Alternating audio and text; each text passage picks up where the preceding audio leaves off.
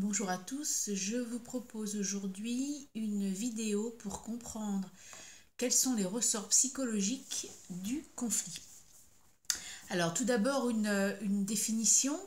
Il y a conflit lorsque les divergences entre deux entités ou plus s'aggravent au point d'affecter négativement l'équilibre du système auquel appartiennent ces deux entités.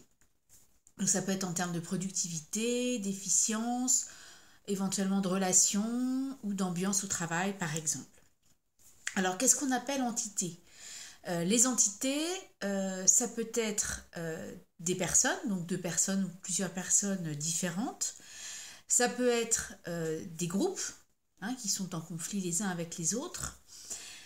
Mais ça peut être aussi des parties à l'intérieur de soi, c'est-à-dire qu'on peut être, comme on dit, en conflit avec soi-même si des voix discordantes coexistent à l'intérieur de nous-mêmes. Dans ce cas-là, on parlera de conflit intrapsychique ou intrapersonnel. Lorsqu'on est sur deux personnes, on parlera de conflit interpersonnel. Et puis si on est sur des conflits entre groupes, on parlera de conflit intergroupe. Alors le conflit renvoie à l'altérité, c'est-à-dire à l'autre avec un grand A, autre qui fait différence, c'est-à-dire cela renvoie à ce qui est différent de soi. Alors différent pour plein de raisons, ça peut être différent par rapport à la vision du monde, par rapport à des opinions, à des valeurs, à des besoins, à des émotions.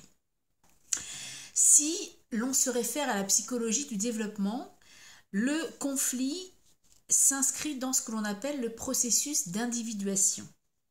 Il a donc une fonction essentielle puisqu'il va permettre à l'enfant de se construire. En fait, c'est un signe d'affranchissement. On pourrait parler peut-être même d'émancipation.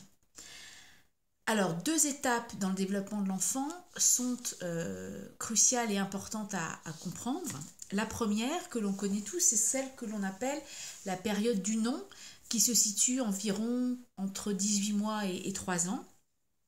Période à laquelle l'enfant va s'opposer de façon virulente à ses parents et plus particulièrement à sa mère, puisque l'objectif en fait de cette marque d'affirmation de soi, ce non, lui permet en fait de sortir, de s'échapper, de quitter cette relation fusionnelle dans laquelle l'enfant, le nourrisson, on pourrait dire l'enfant, le jeune enfant et sa mère ne font qu'un.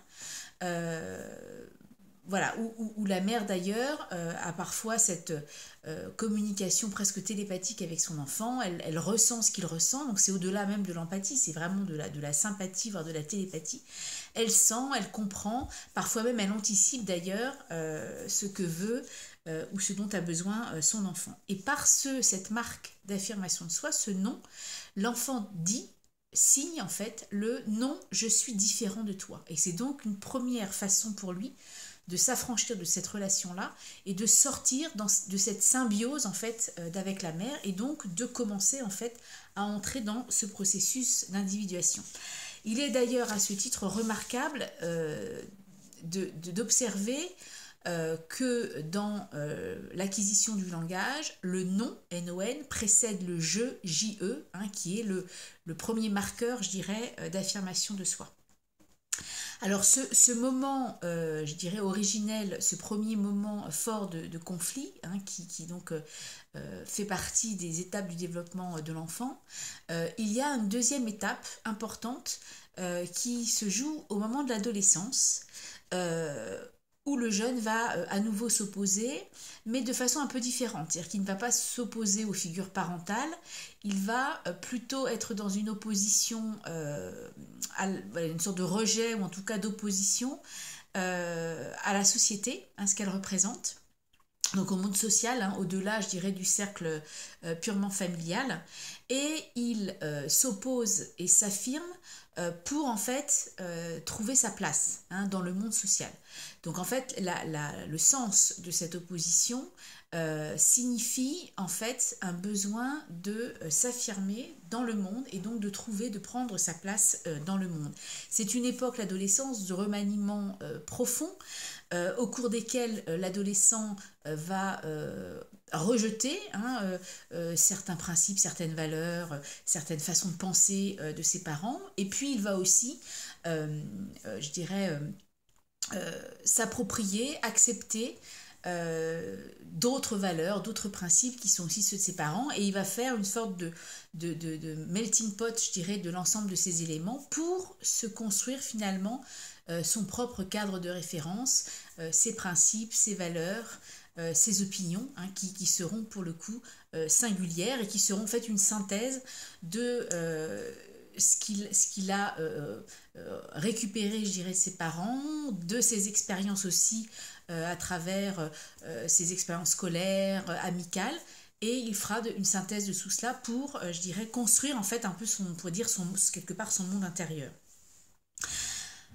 Donc, en quelques mots, vivre un conflit est toujours finalement une confrontation à l'altérité, à l'autre, avec un grand A, comme je disais, qui peut être perçu en fait soit comme un obstacle à nos pulsions, à nos désirs, à nos besoins, et donc qui peut engendrer de la colère et de la frustration, et ce qui nécessite évidemment de pouvoir s'affirmer pour pouvoir poser des limites et se faire respecter.